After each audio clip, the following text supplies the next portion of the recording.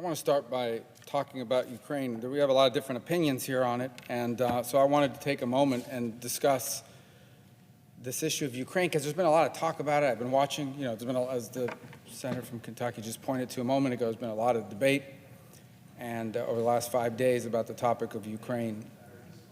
I want to set the stage for why what's happening in Ukraine happened.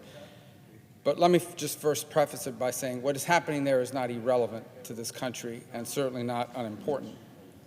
So to set the stage, we got to go back a little bit. In 2014, Vladimir Putin actually invaded Ukraine. He didn't admit it was his people. He sent in these special forces. They were dressed in costumes. He pretended that wasn't his people, but it was. And the rationale was, if you want to go back for a moment with history about Ukraine, Ukraine was supposed to wanted to join Europe. There was this push inside of Ukraine to join the European Union and to become European in its orientation. Putin didn't like it and began threatening and pressuring the then president of Ukraine. The then president of Ukraine, under that pressure from Putin, backed down. Upon backing down, he faced a fierce public resistance to that decision. And as a result of that, the then president of Ukraine ordered security forces into the street to attack protesters and crack down. Those protesters eventually overwhelmed the government, overthrew that government, basically. The president had to flee under the auspices of Vladimir Putin's protection. And then Putin decided to take what they call little green men, because they weren't dressed like regular Russian military, and some of these separatist groups, again supported by Vladimir Putin, to seize portions of Ukrainian national territory. In addition, the Russians did send their troops, dressed in these little green men costumes, to take a portion called Crimea. And there's several reasons why that was important to them. The first is obviously access to the ocean, access to the sea for the Navy and so forth. And the other is because Crimea is actually has been historically a pretty vibrant and profitable tourism site. So they believed it would add to their economy as well. They even went as far as to conduct a fake referendum, a fake election, in which the people of Crimea allegedly voted to join the Russian Federation. And that was the status quo beginning around this time of 2014 up until the invasion that began almost 2 years now. And there was this line of demarcation that was between the separatist forces backed by Putin and the Ukrainian military, and they faced off and there were skirmishes and the like. And then Putin decided to invade. Why did Putin decide to invade? Well, Putin, I am confident, was told by his people two things. The first thing he was told is that in the Russian-speaking areas of Ukraine, he would be greeted as a liberator, that people will come out into the streets holding up roses and greet the Russians as liberators. They wanted to be a part of Russia. The second thing he was told is that Ukraine would collapse, that Zelensky and the leadership in Kyiv would abandon the country. And they truly believed, the Russians, Putin, honestly and truly believed that within a week, 10 days, they wouldn't conquer all of Ukraine, but they would certainly conquer much of it, and a friendly puppet government would be installed in Kyiv. They would at least cut the country in half, if not more so, and bring it under the Russian orbit. I point to Belarus as an example. Belarus is theoretically its own independent country, but their leaders do nothing without Vladimir Putin. In fact, when Vladimir Putin decided that he was going to station troops and nuclear weapons in Belarus, Belarus didn't have the right to say, no, we don't want you to do that. You can't do that here. They had to do it. And that's sort of how he envisioned this rump state that he was trying to carve out. So that was the thinking that he had. It's, by the way, one of the things that these authoritarian regimes suffer from. In these authoritarian regimes, no one wants to tell the leader that they're wrong. No one wants to tell them they're wrong, so they're always telling you whatever you want to hear. The other reason why they tell you what you want to hear is because that's the stuff that gets paid attention to. The leaders, if you want your memo, if you want your intelligence product, if you want your advice and counsel to be listened to in an authoritarian government, then you're going to generally produce things that that person's going to like. You want to confirm their pre-existing biases. And Putin honestly believed that Ukraine desperately belonged to Russia, wanted to be with Russia, and that the Russian military was so powerful they would be able to sweep in and take them out. Well, it didn't work that way. Zelensky did not abandon Kyiv. The Ukrainian people did not greet them as liberators, and they resisted. And it's important to remember, they resisted before the flood of American aid and European aid went into Ukraine. Ukrainians were resisting, and they were fighting. And the Russians suffered enormous casualties early in the war when Ukraine wasn't even well armed. These are tough people with dignity, and they did not want to be a part of Russia and the Russian Federation. They still do not. That sets the stage for what we face today. We don't have time today, even with the hour that I have to speak and everything else, to go into all the depths of history, the way, for example, Putin went on some tirade for 30 minutes in some interview last week with all these weird historical references about why Ukraine belongs to Russia and so forth. Suffice it to say that the history is complex. In fact, many Soviet leaders came from the Ukraine region, but it does not belong to the Russian Federation. It is a country that wants to be independent of Russia, with a substantial percentage of its population that wants to be Western-oriented. And Putin does not want a Western-oriented country that's not under his control on his border. And so he decided he was going to make Ukraine a rump state, but it didn't work out that way. So people do ask me, and the previous speaker, the junior senator from Kentucky a moment ago, was discussing this. People do wonder, like, okay, that's terrible, what happened? Why is that our business? And I've heard a lot of talk here today, and so I think it's important that we bring a little bit of nuance and balance to this conversation. On the one hand, it is not true that this issue is completely unimportant. It's not true. It is important. Why is it in our national interest? There are a number of issues why we should care about what's happening in Ukraine beyond just feeling sympathy for the people there. And there's a reason why, for example, what we give here can't be zero. Let me begin with one of the reasons why we care. The first is because if the Russian Federation would have been successful, if Putin had been successful in taking Ukraine or dividing Ukraine in half, it would completely unravel what's going on in many other parts of the world. You see, for better, for worse, and I think for the better part of the last 20, 30, 40 years, there's been a general acknowledgement for the most part that you can't just invade another country and take land away from them because you want it. That's what started World War II as an example. You can't do that. And what regulated that was a series of things. NATO in Europe, our alliances in the Indo-Pacific, the ability of countries to defend themselves, the condemnation of the international community, no one would want to be a pariah. The bottom line is that for much of human history, up until the last 80 years, but for much of human history was basically defined by leaders that decided we really like that land, we really want that land, and we're going to go take that land because our army is more powerful than yours. In fact, if you just sit down and read history at all of the great historic figures, Alexander the Great, Napoleon, they were all conquerors. They were all people that basically, their greatness came not necessarily because of something great they did for the world or some extraordinary advances in their society, although some of them did have advances in their society, but largely their fame, their repute, that they're judged by empire building, by a desire to conquer as much land and territory as possible. And it defined virtually all of the famous and great civilizations, for the most part, that we know about in human history. But after the Second World War, the world sort of got together and said, we don't want to live in a world like that anymore. And we created not just rules and laws at the international stage to govern it, but we also created defense alliances to prevent it. But what would happen now if suddenly Russia was able to go in, take Ukraine just because, carve it up into a rump state, maybe there'd be a little sliver of Ukraine left, but the core of the country would have been pulled into imagine they would have been able to do it to Ukraine what they did to a part of Ukraine in Crimea. Other countries would be watching. There are dozens of territorial disputes going on in the world right now as we speak.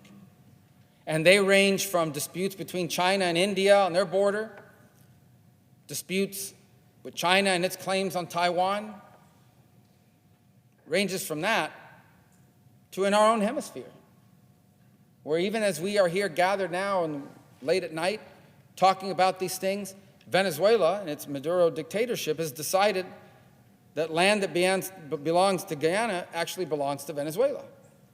Now, obviously, there are some rare earth minerals there and some really important materials, and they discovered a lot of oil. And Venezuela's threatening those oil rigs. They're threatening that exploration. But that's a territorial dispute right here, right in our region.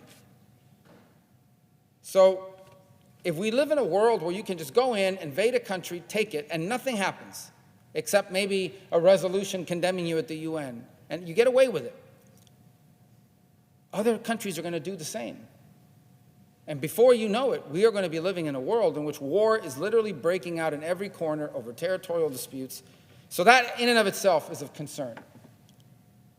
Because the United States is too powerful, too big a country. Our economy, our daily lives are deeply intertwined with things that are happening all over the world. We may not realize it, we may have taken it for granted, but things that are happening halfway around the world have direct impact on our everyday life.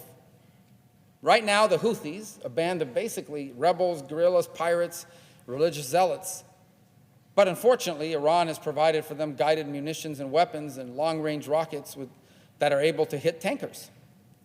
And so today, and people are going to start to feel it soon, you will be paying more for a lot of things, particularly potentially oil and fuel, because the insurance rates on shipping through the Red Sea is skyrocketing, particularly for vessels flagged by America or American allies.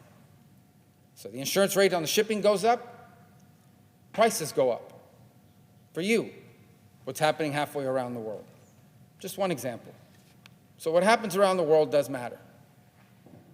And if war starts to break out in different parts of the world, you'll feel it in your pocketbook, you'll feel it in your security, you'll feel it in migration threats, you'll face it in all of this. We should care just because of that. Imagine, for example, if you're sitting in Beijing right now, you're watching Ukraine very closely. What happens when you move on? What happens when the United States and much of the rest of the world says to you, we're warning you, do not do it, and you do it? What happens? Do they sanction you for a few months? Do they maybe provide weaponry for that country, but then after a few years sort of give up and become fatigued and walk away? Because if Russia, with an economy a fraction of the size of China, is able to weather sanctions and military support for Ukraine, China's calculating we can certainly weather whatever the United States and other countries are going to throw at us the day we decide we're going to invade Taiwan. Very dangerous situation. So it matters because of that. The second reason why it matters to us, and I'll talk more about this in a moment, is our reputation does matter. It does, and it doesn't matter as a matter of pride. It matters as real consequence. So right now, the Chinese in particular, but others, go around the world and are openly saying the following. Openly, I'm paraphrasing for purposes of understanding this, but basically the Chinese message to the world is America is a once great power in decline. Their society is hollowed out. Don't you watch television? Don't you see the videos and the images of everything terrible that's going on in America right now? And their government is dysfunctional, and their society is turned upside down, and their kids are killing themselves, and their people are drug addicted. America's falling apart, and America's unreliable. Completely, America's unreliable. Didn't you see what they did in Afghanistan? And if suddenly we decide we're done with Ukraine, they'll point to Ukraine and say, this is what happens to American allies. They are with you until they lose interest, and they'll walk away. And so it begins to undermine a system of alliances, which really is the one big advantage we have over the Chinese. The Chinese don't really have any global alliances. The Chinese has no alliances anywhere in the world. The United States has an alliance system whose value cannot be quantified. You can't put a dollar figure on it. It's so valuable you can't even quantify it. That alliance system would be deeply threatened if all of a sudden the United States, after about 2 years, decided we're done with Ukraine, we're walking away, we're done with it. The damage would be quite significant. So it does matter. It matters. There's a national interest involved in Ukraine. Now, I want to address, I've also heard some hyperbole, because I think when you make public policy, you have to balance things. You have to determine to yourself, okay, if this matters, how much does it matter? And your investment and commitment must be commensurate to your national interest. I love to believe in ideals. I love to believe in idealism. But frankly, foreign policy is the work of pragmatism. Rarely in foreign policy do we get a choice between the perfect and the terrible. Oftentimes in foreign policy, we get two very bad choices, and we're trying to figure out which one of the two is the least worst for our country. And so it's important to have a little balance here.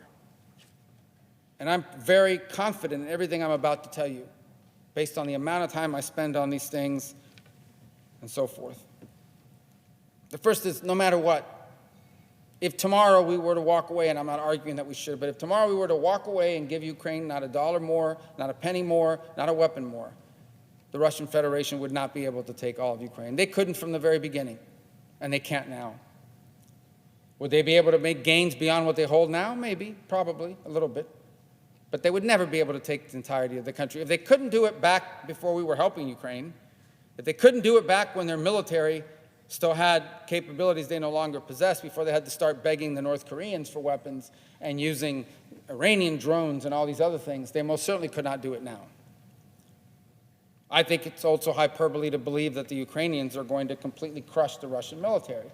Not because they don't have the will to fight, not because they're not brave enough, but because the size advantage is extraordinary.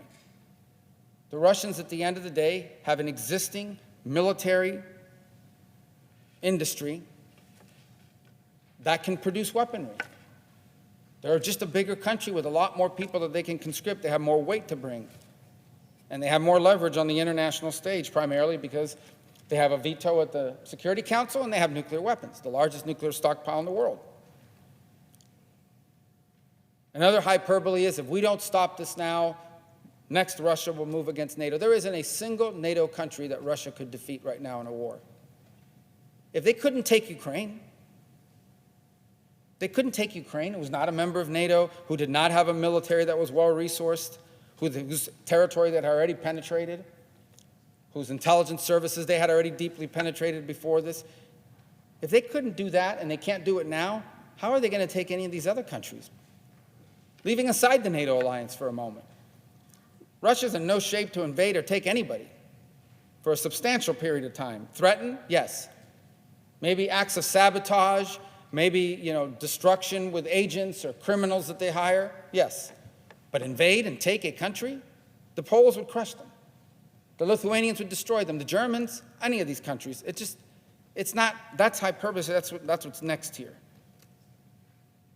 Hyperbole, in some cases I've heard this referred to almost like if we're living back in 1939 and the Nazi war machine is pushing forward into helpless countries.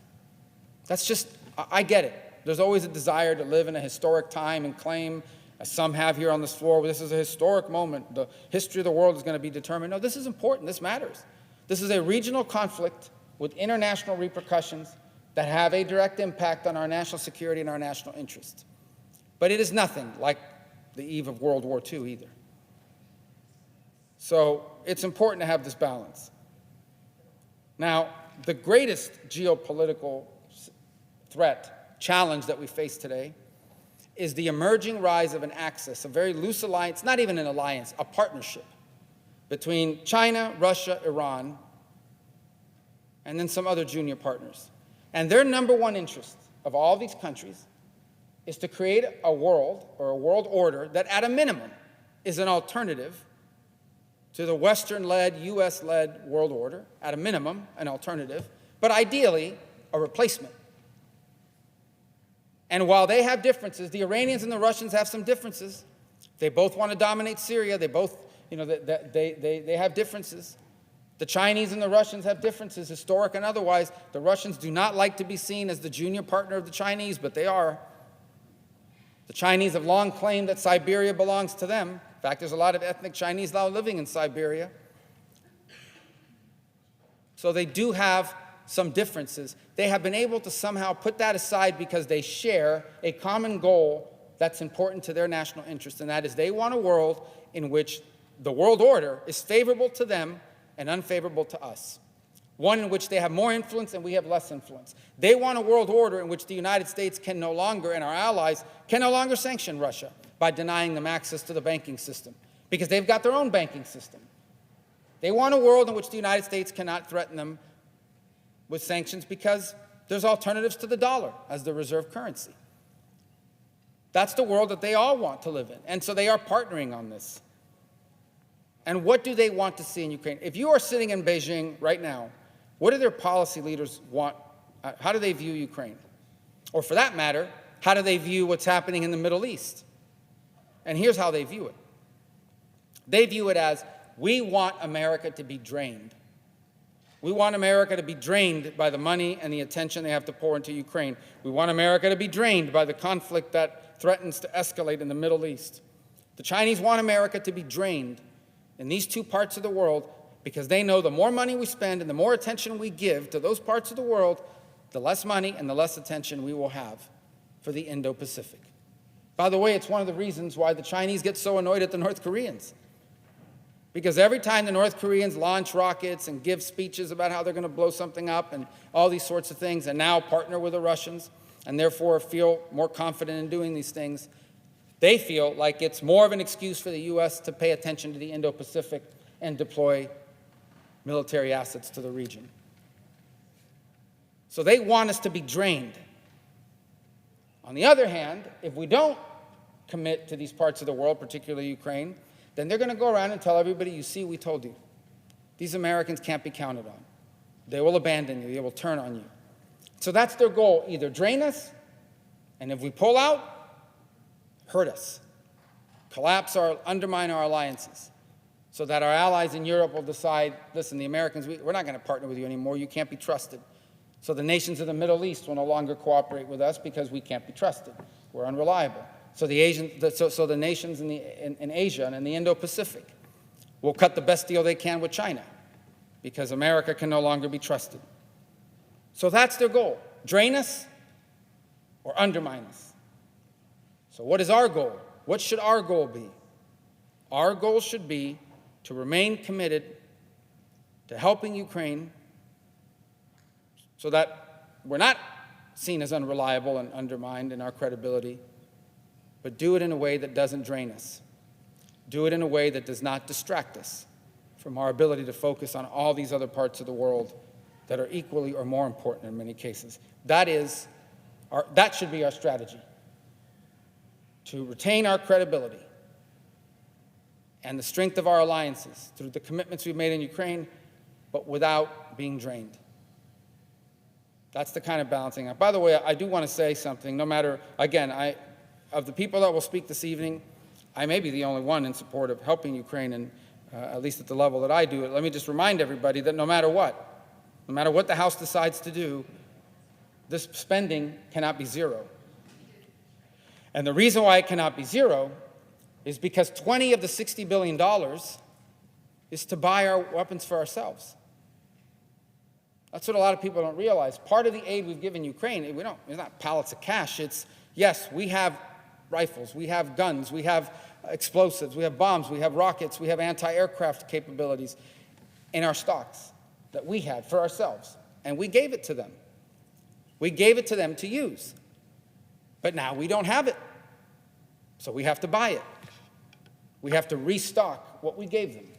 That's 20 of the 60 billion. So at a minimum, it has to be 20 billion. Because otherwise, we remain vulnerable. Ultimately, people want a strategy. Our strategic objective here is to be supportive of Ukraine, but not in a way that makes us incapable of being able to concentrate on the other parts and other matters that matter to us. As far as how this turns out, and I've long resisted, though I've long believed this to be the case, I've long resisted talking about it in this way because I didn't want to undermine the position of Ukraine in any negotiated outcome.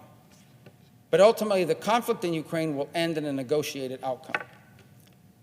As I've already said, the Ukrainians are not going to wipe out the Russian military, and the Russians are not going to be able to conquer half of Ukraine I think the Russians already fully understand that their objectives the day they invaded are out of reach. What the Russians want now is to negotiate a deal, the best deal they possibly can, holding on to as much Ukrainian land as they can get their hands on, and to force and compel the neutrality of Ukraine. In essence, what the Russians want at this point is to have enough military success so they can gain a little bit more territory, but also force any future Ukrainian government to be neutral, not to be a member of NATO, not to be allied with the West. That is the Russian goal. And so in any negotiation, it's about leverage. Negotiation is about leverage. Who has the most leverage? Who has the most to give, and who is in the most desperate need of a deal? And so part of the reason why we should not abandon Ukraine and give them nothing is because we want them to have the strongest possible negotiating leverage. If we cut all of Ukraine's money and just said, we're done with Ukraine, we're finished, Ukraine would have no leverage. Russia would have all the leverage. The Russians would then be able to negotiate a deal that could very much leave us with a Ukraine that looks like Belarus, with a government, a puppet government, and with Russia holding significant land. And then multiple countries around the world are going to see that as an example of what they could get away with in their regional conflict. And that will matter. As I've already explained, that will have an impact on us as a country. So that needs to be our goal. We can't stop the help. We want to give them enough help so that they have the strongest possible hand in a negotiated settlement at some point. But here's my problem with what we're going to be voting on here in a few hours. As important as all of this is, as important as what's happened in the invasion of Ukraine is, our country is facing an invasion too. If I walked out these doors, tomorrow most of the people here will get on airplanes and fly home in the morning after whatever time the vote is here. You re-enter the normal world outside the bubble of this place. And the overwhelming, I don't have to take a poll, the overwhelming majority of people would say, okay, I don't have anything against Ukraine. I actually hope Ukraine wins. I don't like Putin. I get everything you just said about our national interest. But how can we focus on that? And not at least also focus on what's happening to us in our country, at our southern border? Because it makes no sense to people. And it's not just isolated to this instance. When was the last time the Senate met over a weekend, Super Bowl weekend of all things, for hours and hours and hours, basically said, we're going to stay here till we get it done because it's that important, other than funding the government? When is the last time that you saw Congress and the Senate spend that much time working on something that matters directly, a priority of the American people? It doesn't happen. It doesn't happen. If I were to summarize what most people out there are going to say, they're going to say, well, hold on a second. How could we be so focused on an invasion of another country and do nothing about the invasion of ours? And that's what we face at the southern border. There's no other way to describe it. I'll address some of the points that will be raised in response to what I just said, anticipating what, though, because they've already been made. The first is there was a bill, a bipartisan negotiated bill, and you rejected it. Well, first of all, I didn't negotiate it. I didn't even know what was in it until the Sunday that it was released a week ago yesterday.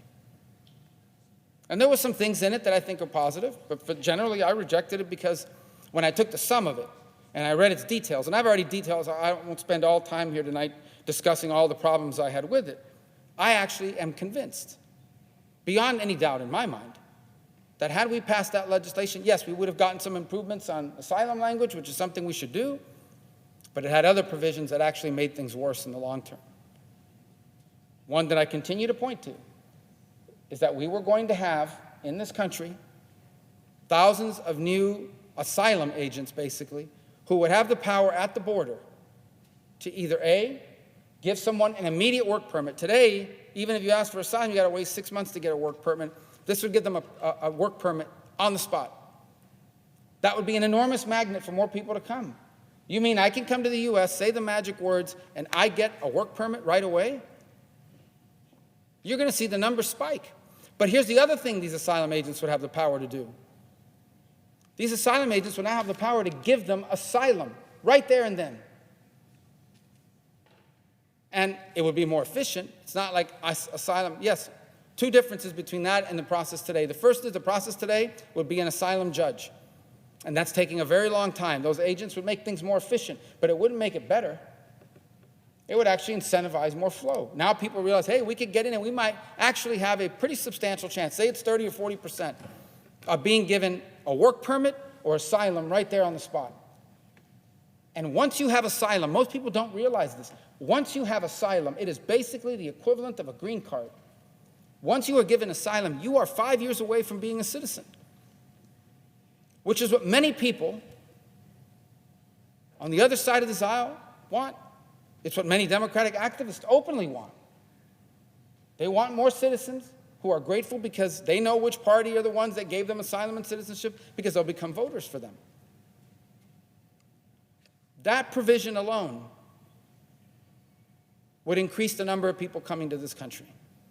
Today they come knowing they'll be released. They'll have to wait 6 months to get a work permit, and at some point they're going to have to show up for an asylum hearing. Now they'll come knowing we have a real chance not just to get released, but to get an immediate work permit and maybe even granted asylum on the spot. That would not make our system better. It would make it worse. So that alone was a reason why I could not support that deal. But I want to be clear, when people go around saying, we gave you exactly what you wanted, and they turned it down, they're not serious about border security. You did not give me what I wanted. I can't speak for anybody else. I don't know what other people told you they wanted. I never even said I wanted a bill. I said I wanted the president to reverse the executive orders that he issued that created the migratory crisis that we now face, that created this invasion. Let me show you something in this graph, something I really wanted to point to. This is the year, this is the land encounters by month, heading into the year, at the end of the fiscal year 20, this is January of 2021. This point right here is the election of Joe Biden. Just look at this graph. From the moment he was elected in January, look at the spike and the spike. What happened? What happened between here and here and moving forward? I don't have a big enough board to show you what's happened in the last years, but just explain to me this spike right there. What happened there? Because something happened there. Look at the line here was flat. If I went back further, you'd see the line was flat. It's actually a little down this way. What happened here at this moment in time that things shot up? Because if this was an EKG or some medical test, doctors would point to that and say, something happened here, man. Something happened. Look at this jump. I'll tell you what happened here. A lot of things happened there. On his first day in office, Biden gets elected. He issues a 100-day moratorium on deportations. We're not deporting anyone for 100 days. First of all, throughout this time, he campaigned for president. And the whole world heard him say, I'm going to get rid of all the Trump policies. So already, people that want to come into our country are just waiting for the election to go. I said this the other day when I gave a speech. When I talk to you about these issues, this is not something that I picked up on from some briefing or some document I read or some experts that came in. I get this from the people that actually came, because a lot of them live in Miami and their relatives live in Miami. And their decisions about coming to the United States illegally, it is not built on legal interpretations of the law. Most of them don't even know what our immigration laws are. Many of them misunderstand our immigration laws. They come based on what they believe our policies are. And you have traffickers that are telling them things that aren't true, but you also have perception. And the perception was Trump was restrictive. Trump did everything to stop people from coming. Biden is going to do the opposite. He gets elected, that leads to a spike. Just his election did. But not just his election, his policies. Something else happened in that period of time. Joe Biden became the first president in the modern history of our country that decided we would not detain virtually anyone who came into this country unlawfully. People love to say immigration law is so complicated, so difficult, so hard to understand. It is. It's complex, certainly to practice. But at its core, it's pretty straightforward. Here's what the law says, and I'm, again, paraphrasing. It says, here are the people who are allowed to come into the United States. And if anyone who comes into the United States is not supposed to be here, you are to detain them until removal. Bottom line, you're either allowed to enter the country or you're not. And if you're not, and you enter illegally, they're supposed to detain you until they remove you. Now, there have always been exceptions. And there are some very narrow exceptions that have always been applied on a case-by-case basis by every president. Obama applied it that way. And those exceptions for humanitarian concerns and things of this nature were designed for individual cases. So a well-known, figure in China or in some other part of the world shows up and everybody knows who they are and they're being oppressed, they let them in, humanitarian. Person is dying. If you send them back, they may die on the flight home. You let them in. There's always been that exception. Biden made the exception the rule. He basically decided it is inhumane to detain anyone. And so we're going to release virtually everyone, 85%, sometimes 90% in some months. And so people realize very quickly, forget about the law, forget about the particulars of the law, people realize very quickly, if I can get to the border and I turn myself over to a border agent, my chances of being released into the country are 85% or higher. And they know it because they know people that did it. This is how this works. I have literally had people come up to me and show me, look at what I zelled. Look at the Cash App payment that I made to some guy. It cost me $5,000 or $10,000 to get my family over here so they could come in. I paid them to bring them in. They showed it to me. And I asked them, well, how did you know about this? I said, well, because I know other people that did it. Somebody comes illegally, they turn themselves in, they're released, they're turned over to a non-government organization, a charity, and that charity tells you all the benefits you qualify for, depending on the jurisdiction they send you to. They may even give you a plane ticket or a bus ticket. They make it to wherever they're going, and they call home and they tell everybody, here's how I did it, here's how I came, and more people come behind them and follow them. So this spike is easy to understand. Joe Biden changed the way we enforce immigration law through executive orders. He basically announced, we're not going to enforce immigration law. We're going to release everyone. And people figured it out, and they started coming, and the invasion began. That's what created the problem, not a law. The law is the same. The law today is the same as it was that day right there. The law today, immigration law in America, is identical. Our immigration statutes are identical today to what they were on this day, all those other years. The numbers don't lie. Put aside the graph for a moment. In his first full month in office, almost 102,000 people were encountered at the border. Just in his first month in office, that's double the highest number of monthly encounters in the last year of the Trump presidency. Doubled in his first month. None of these other excuses people come up with, the end of COVID, climate change. The climate changed that much in 1 month to the next? What changed was a new president who said, come, we want you to come, we'll release you.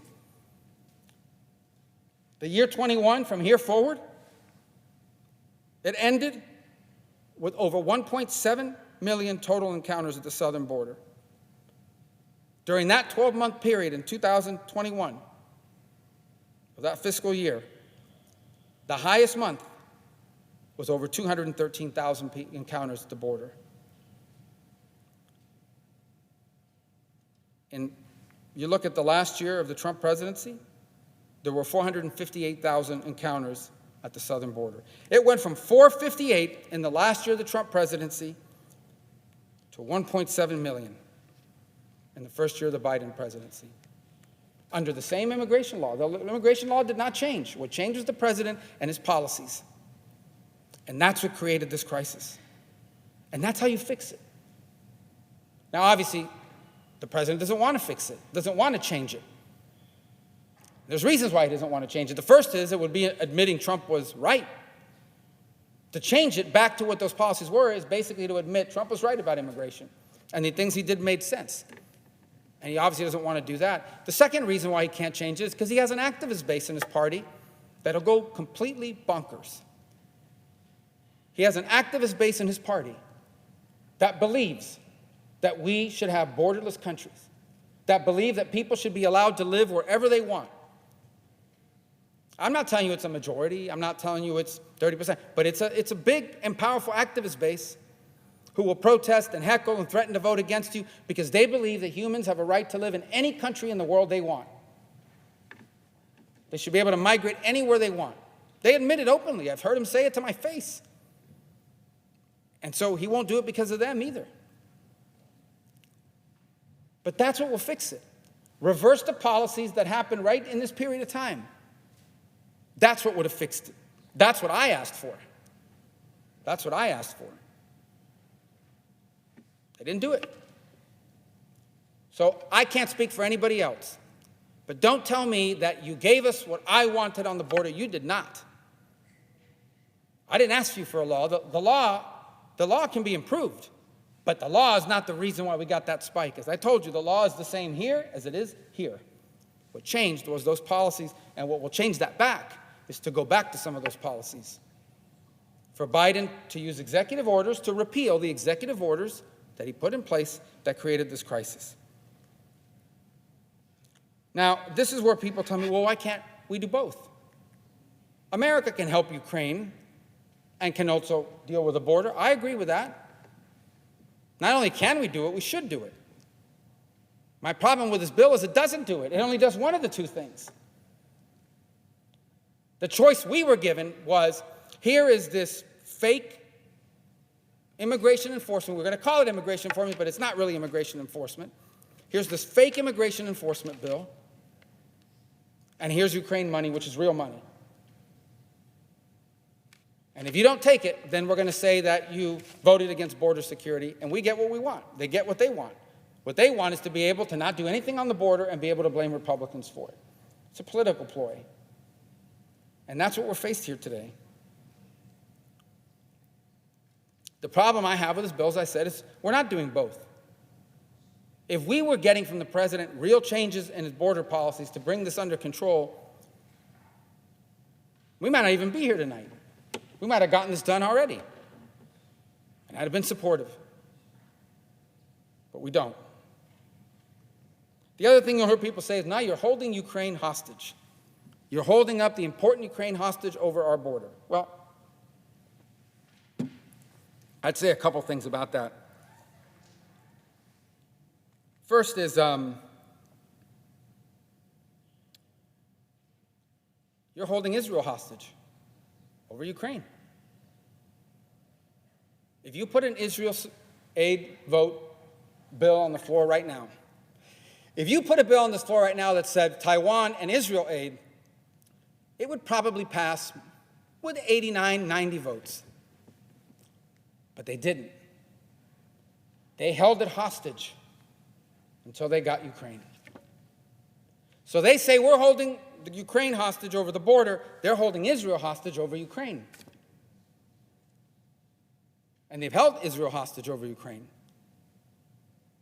And so you're now faced with a bill that says you want to help Israel, you got to do what we want on Ukraine, and you get nothing on the border. But they're the ones holding hostage. The other argument I've heard is, well, these are just people that are against helping Ukraine, and they're just using this as an excuse to kill the bill. I've already explained to you, that's not me. You might be referring to other people, but not me. What I wanted us to do is what I've said. I wanted us to do something real about our national security, about our invasion, about our border. Is it leverage? Yes. In this process, in this place, this is the only way you sometimes get things done. The only way you get things done is by holding up something that you might support but the other side really wants in exchange for something that you want. And in this case, there is no shame in telling you that, yes, it was used as leverage, unsuccessfully, unfortunately. I have no shame in saying that because the leverage of what I was asking for is what our people need, what our country needs. It's a priority for our country. It's important for our country. What good are we to Ukraine? What good is America to NATO? What good is America to the Indo-Pacific? What good are we as a nation now and in the years to come to any other nation on earth if we can't even take care of our own problems here at home? And this is a problem. This is not a small matter. This is not a seasonal ebb and flow. This is not a transitory issue. This migration, this invasion of the United States is going to get worse, not better.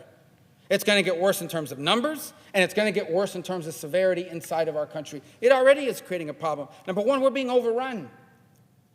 Not by a few thousand people, by over 3.5 million people that have been released into this country that we know about, 600,000 of whom either have criminal records or pending criminal matters. You think you're going to, and they'll tell you, oh, we know who a lot of these people are. They don't even interview some of these people. But even if they did, they don't know who these people are. Because I know enough about that part of the world to tell you, you can buy fake documents from over a dozen countries in the Western Hemisphere, where if you have enough money on you, you can go somewhere and get an official government document that says your name is Jose Alvarez or Raul Sanchez or whatever you want your name to be. And then you show up at the border, and that's who we think you are. We have no idea who some of these people are. We have no idea if they have criminal records. You think the Venezuelan authorities are producing their criminal records and biometrics to us? You think the Cuban authorities are doing that? You think people coming from Africa, people coming from all over the world, that those places are actually providing that for us? The only thing we can tell you is, are you in our terrorist database? There are a lot of terrorists that are not in the database until they commit terror acts. And assuming they survive it, you get your hands on them. We have no idea who these people are. People say, well, but most of them are probably good people here, hard work. I'm sure. But that's not the point. The point is you let in 3, 4, 5 million people. Some percentage of them are going to be bad. Some percentage of them are going to be criminals. I don't care where they came from. You take 1 million people from anywhere in the world at any time, some percentage of that million are going to turn out to be bad people at some point and do harm. And you're already seeing it.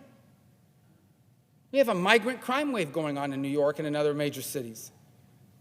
They're not committing crimes because they're migrants. They're committing crimes because they're criminals. They were criminals in their own country. You think these people just got here the other day and learned how to pickpocket? You think that 15-year-old that fired at a police officer, I don't know if you heard this story, a 15-year-old went in to shoplift, confronted by a security officer, pulls out a gun, tries to kill the police officer, a block away, fires the gun again, they arrest him. Another roving gang attacked a police officer, 2 police officers at a train station. And those are the ones you've heard about. It's a crime wave. And it's going to get worse. The Venezuelan community in South Florida has been telling me for the better part of a year that what was coming now are gang members. And I didn't know how to judge their claim or what they were saying. Now I see they were right. They were right.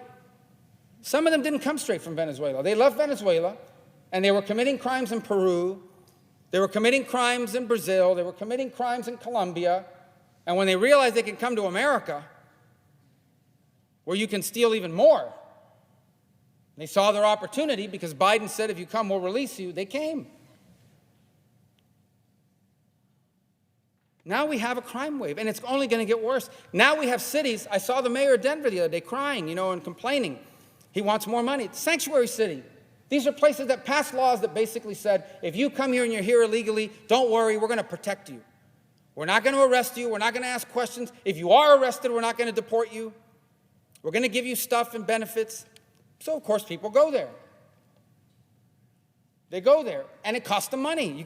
Now you got to close your schools. You got to spend money on migrant shelters. You got to spend money on all these things. And now they're complaining about it. You were very proud to be a sanctuary community. And now in this bill that they tried to get us to pass, we were going to send them hundreds of millions of dollars to bail them out for being sanctuary cities. Meanwhile, they're not spending that money on the homeless Americans that live in their community. They're taking that money out of services from the taxpayers of those communities. So people go to work, they work hard, they pay their taxes, and their money's taken and given to people that came into our country illegally. And what about terrorism? I want to be careful because I don't want to say anything or divulge anything. Let me just say it this way. And I said this earlier before, so just use common sense. Do you think that terrorists around the world, you think ISIS and Al-Qaeda, Hezbollah, you think they are completely unaware of this? You think those guys don't know that the most effective trafficking organizations in the history of mankind is operating off our southern border? You don't think they know that? And you don't think they're tapped into that? And you don't think that they would push terrorists into this country that way? Well, I think common sense tells you they would. In the time remaining, I want to briefly talk about Israel because it's part of this bill as well. You know, it's interesting the last couple of days, this freak out over something that Trump said about NATO. Everybody's running around freaking out, oh my God, he's going to get us out of NATO. They forget Trump was already president once, and he didn't pull us out. And in fact, he deployed extra troops to Poland. We increased our troop presence in Poland because Poland was contributing towards NATO. But put that aside for a moment. Because this whole notion of this theoretical Russia is going to invade countries because Trump is going to encourage them, all these people on television with all this silliness. Well, Israel's in a war right now. Israel's in a war right now, an existential war. Israel's enemies right now want to destroy Israel. They don't want to harm Israel. They don't want to defeat Israel military. They want to destroy Israel. They are in a war right now. And we have a president that's undermining Israel. Undermining. You say no. Okay. Here's the stuff we're now reading. I just want to go off this article from NBC, which is NBC, one of the most well-known conservative outlets in America, right? This is from them. President Joe Biden has been venting his frustration in private conversations with campaign donors over his inability to persuade Israel to change its military tactics in Gaza. He's been trying to get Israel to agree to a ceasefire, but Netanyahu is, quote, giving him hell. Netanyahu, quote, is impossible to deal with. He feels like this is enough, one of the people said of his views expressed by Biden. It has to stop. In some of his private conversations, his descriptions of dealing with Netanyahu were peppered with contemptuous references to Netanyahu as this guy. And at least 3 recent instances, Biden called Netanyahu an A something. I can't say it on the Senate floor, according to 3 people directly familiar with his comments. It goes on. He's grown steadily more frustrated with the rising Palestinian civilian death toll in Gaza. He took a sharper tone on Thursday, described Israel's military assault in Gaza as over the top. So I guess this bill is funding Israel's over-the-top effort to defeat a terrorist group that didn't just massacre over 1,000 Israelis, but his organizing principle is the destruction of the Jewish state. Frustrations with Netanyahu have also not led to major policy shift, but his administration has begun to consider such options. 2 weeks ago, officials told NBC News that the administration was discussing delaying or slowing U.S. weapon sales to Israel as leverage to get Netanyahu to dial down Israeli military operations in Gaza. As leverage. So you're going to vote for a bill to give money to Israel so Biden can use it as leverage against our ally, Israel. This is an ally involved in a war right now. Not theoretical, not a campaign speech, right now. You're worried about undermining NATO, worry about undermining our ally, Israel, in a war right now, a real war. And it goes on. I could go on forever. They're drafting options for formally recognizing an independent Palestinian state, the so-called two-state solution. How are you going to reach, that's the ideal outcome in a perfect world. In the real world, how are you going to have a two-state solution with a groups whose goal is a one-state solution? The Palestinian organizations, the PLO and Authority in the West Bank and Hamas and Gaza, they don't have a two-state solution. They want a one-state solution. Their one-state solution is that from the river to the sea, there not be a single Jew. That's their solution. And you want to give them their own territory where they can launch more attacks to achieve this goal. I could go on, but all of this, how does this wind up in the press? This is a strategic leak. They put this out there to message their activist base, because there is an activist base within the Democratic coalition that is threatening to vote against Biden. We've seen these reports. That's why he sent the White House aides to go meet with anti-Semites, pro-Hamas, pro-Hezbollah activists in Michigan last week, people that claim that our government is controlled by Jewish money. That's who they met with. These are the people that are disrupting his speeches, calling him Genocide Joe. That's who he met with. And this is designed to try to appease them because they're threatening to vote against him. That's undermining an ally. That's happening real time right now. And all this talk about ceasefire. We can't have a ceasefire. Let me tell you how we can have a ceasefire. Hamas can surrender its weapons and it can release its hostages. But they won't. Hamas doesn't care how many Palestinian civilians die. In fact, they deliberately position military targets next to civilians so that civilians get killed. They want civilians to be killed. They steal the aid money. Has anyone wondered how much does it cost to build the tunnels that they have built under the ground in Gaza? Millions of dollars spent building tunnels, not building hospitals, not building schools, not building industries, not creating jobs for the people of Gaza, tunnels for their terrorists so they could hide hostages, so they could hide weapons, so they can infiltrate and kill Jews in Israel. That's what they spend their money on. We're going to send them more of that money when this bill passes. That's what you're voting for. It's in there. Look, this is part of a broader problem here. People have to be watching this and saying, these people are completely out of touch with our priorities. They've abandoned all common sense. The list of things that prove this are extraordinary. One of the things I see a lot in South Florida are people that have been in this country, that maybe came from Cuba 45 years ago. They've worked here their entire lives. They retire. They get $800, $900, $1,000 a month from Social Security. And then they run into somebody who just got here from Cuba 3 months ago, is 29 years old, doesn't work, and is given $1,500 a month in benefits by our government because they're refugees. That refugee, a year later, is traveling back to Cuba 15 times.